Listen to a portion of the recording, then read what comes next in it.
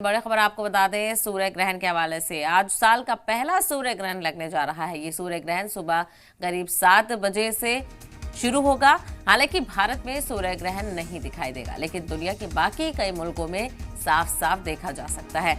आपको बता दें कि 100 साल बाद पहली बार ये मौका है जब 3 रूपों में सूर्य ग्रहण दिखेगा। जुज़वी, मुकम्मल और कुंडलाकार शक्ल में ये सूर्य ग्रहण दिखाई देगा।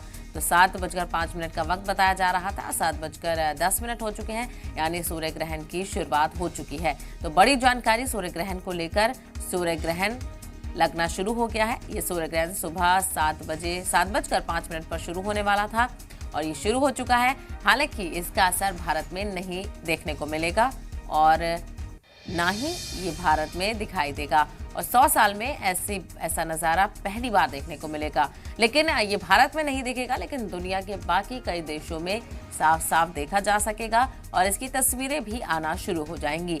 आपको बताते चलें कि 100 साल बाद पहली बार ये मौका है जब 3 रूपों में सूर्य ग्रहण दिखेगा। तो 3 अलग अलग तरह से आज सूर्य ग्रहण को देखा जाएगा। सूर्य ग्रहण लगना शुरू हो गया है जुज़वी, मुकम्मल और कुंडलाकार शक्ल में, यानी ये 3 शक्ल हैं जिसमें सूर्य ग्रहण आज दिखाई देगा। जुज़वी शक्ल, मुकम्मल और कुंडलाकार शक्ल में आज सूर्य ग्रहण दिखाई देगा।